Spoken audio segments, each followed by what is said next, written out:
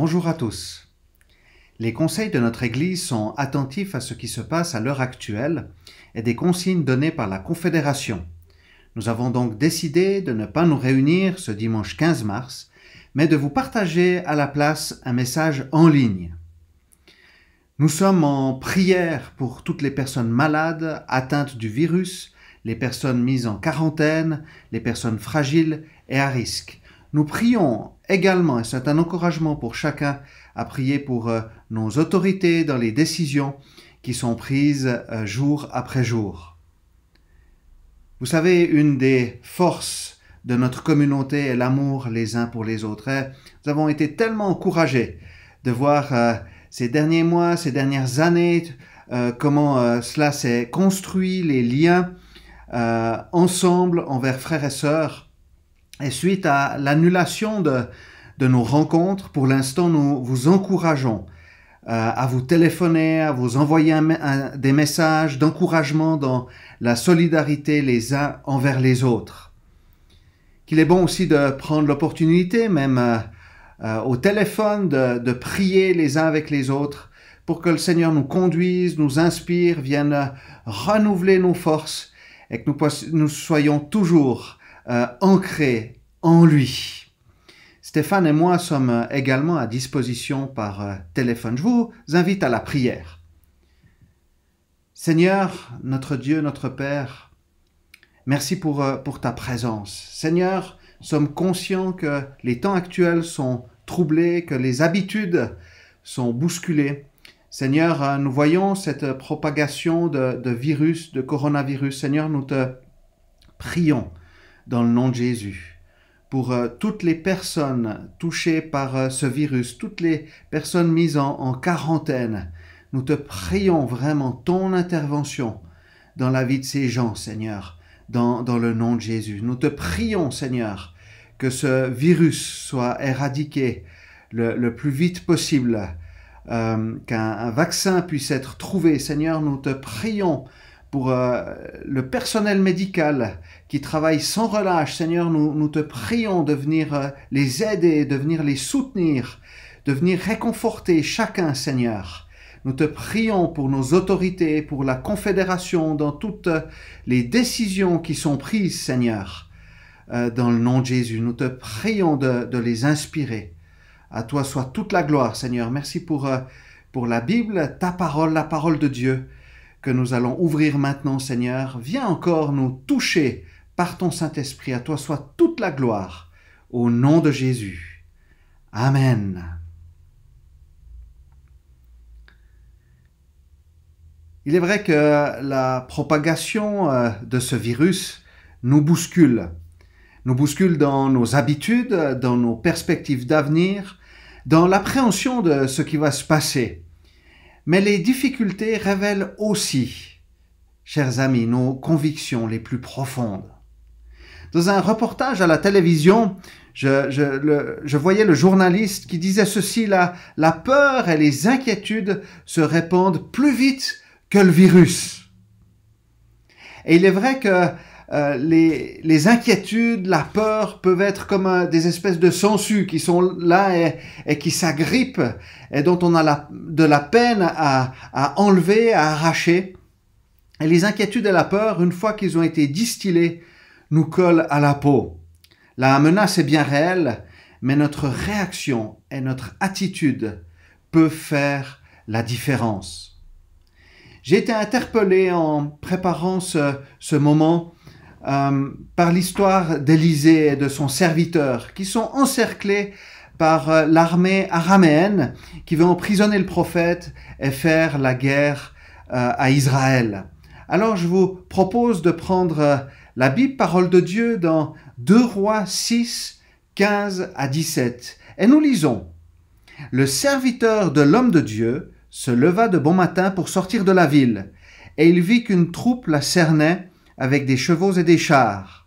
Il dit alors à l'homme de Dieu: « Ah, mon Seigneur, comment ferons-nous » Il répondit: « N'aie pas peur, car ceux qui sont avec nous sont plus nombreux que ceux qui sont avec eux. » Puis Élisée pria: « Éternel, ouvre ses yeux pour qu'il voie. » L'Éternel ouvrit les yeux du serviteur, et il vit la montagne pleine de chevaux et de chars de feu tout autour d'Élisée.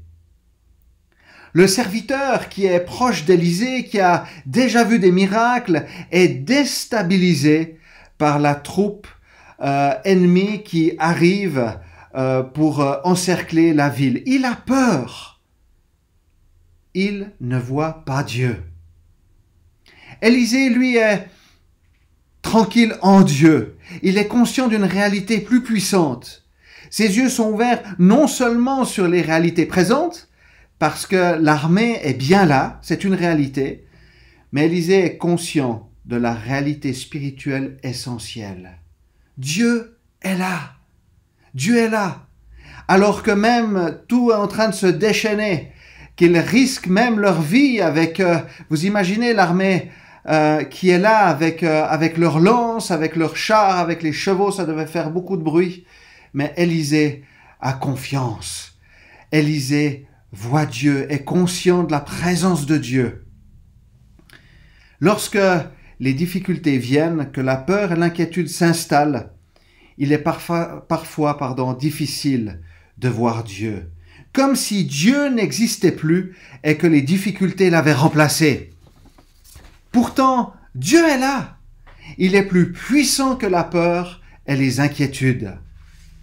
Nous désirons avoir cette même attitude, cette même confiance, le même regard qu'avait Élisée. Et je vais vous proposer quelques passages bibliques qui parlent d'un côté de la peur et des inquiétudes, mais de l'autre côté de la grandeur de Dieu, plus puissant que tout. Plus puissant que les inquiétudes, que la peur. Et c'est le titre du partage que j'aimerais avoir avec vous. Nous lisons dans 1 Jean 4, 17 à 18, que l'amour est parfait en nous, de sorte que nous aurons de l'assurance le jour du jugement, parce que nous sommes dans ce monde tel que lui, il est. Il n'y a pas de peur dans l'amour. Au contraire, l'amour parfait chasse la peur, car la peur implique une punition. Celui qui éprouve de la peur n'est pas parfait dans l'amour. Il y a cette puissance de l'amour de Dieu. L'amour parfait bannit la crainte. La crainte est opposée à l'assurance dans ce contexte. Cet amour qui est évoqué nous fonde, nous cimente, nous rassure. L'amour de Dieu, quand nous l'acceptons, nous établit comme des enfants. L'assurance ici a trois aspects. Le premier aspect, c'est l'assurance pour le jour du jugement lorsque Christ reviendra. Je lui appartiens, il m'a pardonné mes péchés et ce n'est pas mon œuvre, mais la sienne. Il ne rejette pas celui qui vient à lui. Son amour accueille, pardonne, restaure et enlève la peur. J'aimerais aussi nous encourager. C'est vrai que nous venons tous d'environnements différents, avec des vécus aussi différents, et nous voyons qu'il y a des peurs qui sont tenaces, des peurs qui sont liées parfois à notre enfance. Mais je crois profondément que l'amour de Dieu parfait bannit la crainte. Et ma prière pour moi aujourd'hui, pour toi, pour nous, c'est que cet amour chasse toute peur, tout fonctionnement qui a été, ancré en nous par diverses choses que nous avons pu vivre. Le deuxième aspect de cette assurance, c'est l'assurance dans notre rôle à jouer, dans notre manière d'être. Nous n'avons pas besoin de jouer un rôle. Nous pouvons être qui nous sommes en Christ. Et comme il est écrit, comme l'apôtre Jean le dit, nous sommes dans ce monde tel que lui, il est. Le troisième aspect de cette assurance, c'est l'assurance de l'accès auprès de Dieu. 1 Jean 5, 14 nous le précise, nous avons auprès de lui cette assurance. Si nous demandons quelque chose conformément à sa volonté, il nous écoute. Alors, chers amis, Ne vivons pas les épreuves comme une punition, mais comme une opportunité, une occasion de renouveler notre confiance en Dieu, à nous rapprocher de lui, à laisser son amour envahir notre être et à le laisser vaincre notre peur. Les difficultés que nous traversons, quelles qu'elles soient, sont un moyen de démontrer la preuve de notre confiance, de notre foi en lui.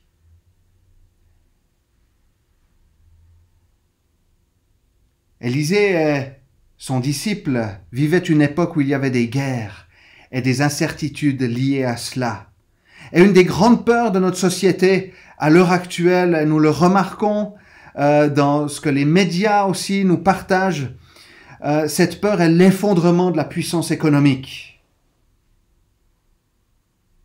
Plus fort que les inquiétudes est que la peur, plus puissant que les inquiétudes est la peur. Et Jésus va justement nous parler des inquiétudes au sujet de la nourriture et du vêtement. Et ces paroles de Jésus prennent tout leur sens dans ce que nous vivons aujourd'hui dans le contexte actuel. Matthieu 6, 31 à 33 nous dit ceci: « Ne vous inquiétez donc pas et ne dites pas « Que mangerons-nous ? Que boirons-nous ? Avec quoi nous habillerons-nous » En effet, tout cela, ce sont les membres des autres peuples qui le recherchent. Or, votre Père céleste sait que vous en avez besoin. Recherchez d'abord le royaume et la justice de Dieu, et tout cela vous sera donné en plus. Jésus, juste avant, demande un positionnement. Vous ne pouvez pas servir deux maîtres. Choisis la puissance qui gouverne ta vie. Et la peur du manque peut nous gouverner. Les peurs en général peuvent nous faire des bêtises ou nous surréagissons en prenant des décisions hâtives, sans discernement, où l'impulsivité remplace la pondérance et la sagesse. Suite à l'annonce du virus, nous assistons à des scènes surréalistes où des personnes se battent pour emmagasiner le plus de denrées possible. Lorsque l'on est inquiet et que nous avons peur, c'est tout notre être, nos émotions qui sont impactées. Nous commençons à tourner en rond, à essayer de trouver des solutions, avant que même les événements puissent se passer. Et nous constatons que souvent que tout le souci que nous nous sommes fait, tous les plans que nous avons échafaudés deviennent caducs, parce que rien ne s'est passé comme nous l'avions imaginé. Le monde est fait d'imprévus, mais Dieu est un refuge au jour de la détresse. Il est notre roc, il est notre solidité, notre ancrage, et qu'il est bon d'être fondé en lui, de lui faire confiance, tout comme Élisée faisait confiance à Dieu. Oui, conscient des réalités présentes, mais conscient de la réalité de Dieu, de Jésus-Christ, qui est présent, qui est là. J'avais cette image et cette illustration en préparant ce message de cette rivière. Vous voyez cette rivière qui est là et qui alimente ces vieux moulins à eau qui, pour tourner, ont besoin de l'eau. Si vous avez de l'eau sale, de l'eau qui n'a pas été filtrée, de l'eau avec des gravillons, des aspérités, eh bien, ces choses-là vont commencer à venir dans les rouages et à gripper tout le moulin. Et le moulin va avoir de la peine à fonctionner. Le moulin va être paralysé, va paralyser tout le système. De la même manière que nos peurs peuvent nous paralyser. La peur nous fait adopter parfois de drôles de comportements. Tandis que l'eau pure fait tourner comme il faut le moulin. Il n'y a aucune aspérité. Le moulin peut servir, peut être utile. J'ai vraiment envie de nous encourager, chers amis, à nous décharger de cette eau sale, de nos soucis, et de la remplir par de l'eau pure, par la parole de Dieu, par les promesses de la parole de Dieu. Ne vous inquiétez de rien. Choisis la puissance qui gouverne ta vie. Ne vous inquiétez de rien n'est pas agir n'importe comment. Au contraire, c'est faire de Dieu notre priorité, demander la sagesse d'en haut et se comporter avec bienveillance, respect de chacun. La foi ne nous dispense pas de prendre les précautions d'usage. La non-inquiétude nous amène à être reconnaissants jour après jour de ce que le Seigneur prend soin de nous. J'ai assez pour aujourd'hui. Et je vous encourage vraiment à prendre cette partie-là, cette partie de la confiance. Oui, nous voyons bien, frères et sœurs, que les valeurs actuelles sont bousculées, sont ébranlées. Mais c'est vraiment le moment de renouveler notre confiance en Dieu, que notre avenir est en lui, que notre position est en lui, et qu'il ne nous abandonnera jamais. Vous savez, j'aime à le répéter à l'envi. Être croyant, avoir la foi, ne nous dispense pas des difficultés, parce que nous passons tous par des moments difficiles, par des épreuves, par des montagnes à gravir, à franchir.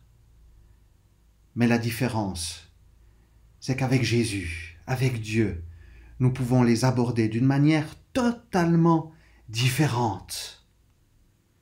Dans la Bible, nous lisons et nous voyons une quantité de femmes et d'hommes qui ont traversé une quantité de crises pas possible.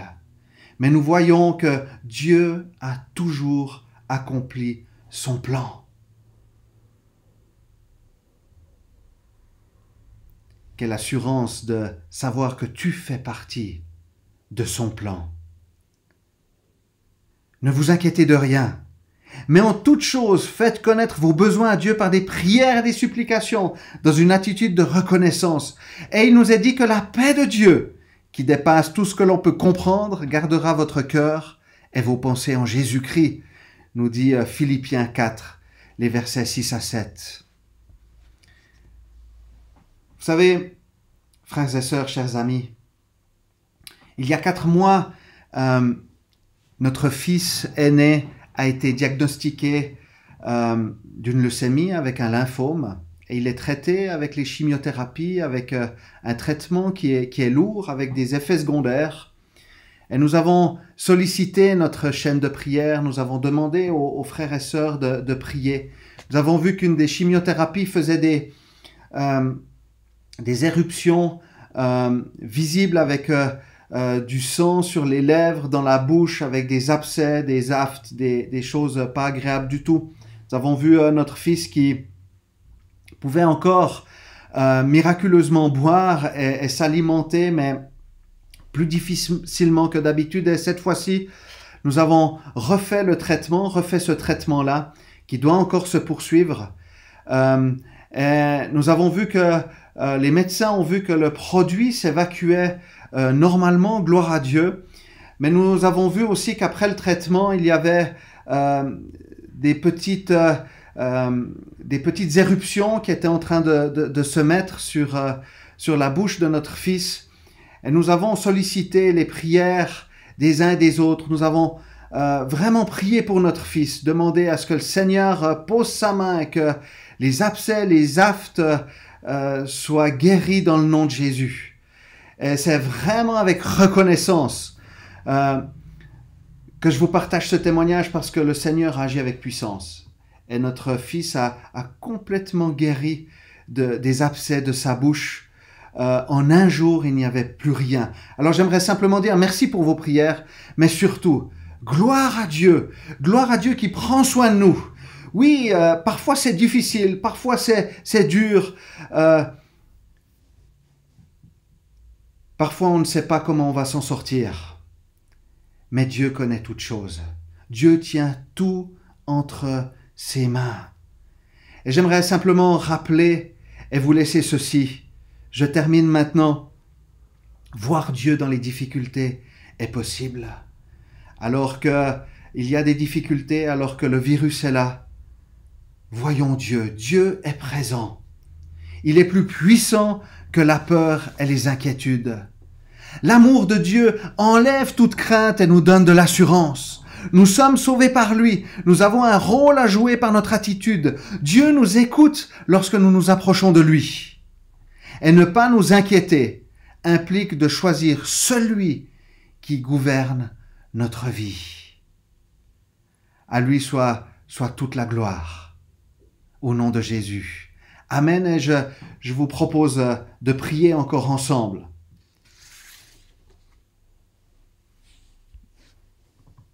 Gloire à toi, Jésus, parce que tu es présent. Seigneur, je te prie pour mes frères et sœurs qui sont là, pour les auditeurs qui nous rejoignent peut-être sur le site via YouTube. Seigneur, merci parce que tu es plus puissant que les inquiétudes, plus puissant, Seigneur, que la peur. Seigneur, nous croyons que l'amour parfait chasse toute crainte. Et je te prie, Seigneur, de venir maintenant envelopper chacun de ton amour, de ta grâce. Seigneur, merci parce que tu nous aimes. Tu nous aimes tellement que tu as donné ton Fils Jésus, afin que nous ayons la vie éternelle. Alors Seigneur, nous voulons accueillir ton amour, simplement, là où nous sommes. Déverse ton amour, Seigneur, dans le nom de Jésus. Viens guérir les peurs, guérir les angoisses, balayer et chasser toute inquiétude dans le nom de Jésus. Seigneur, nous désirons te choisir toi, que ce soit toi qui dirige notre vie. Nous te prions, Seigneur, pour un renouvellement des pensées, pour un renouvellement de notre être intérieur dans le nom de Jésus. Seigneur, nous croyons que tu prends soin de nous. Et nous te prions, Seigneur, de nous aider dans toutes ces démarches. Nous désirons, Seigneur, être reconnaissants, marcher jour après jour dans la confiance en toi. Donne-nous, Seigneur, la sagesse qui vient d'en haut. Merci, Seigneur, parce que nous faisons partie de ton plan. Seigneur, manifeste-toi encore. Te le demandons, Seigneur, dans le nom de Jésus. À toi soit toute la gloire. Amen.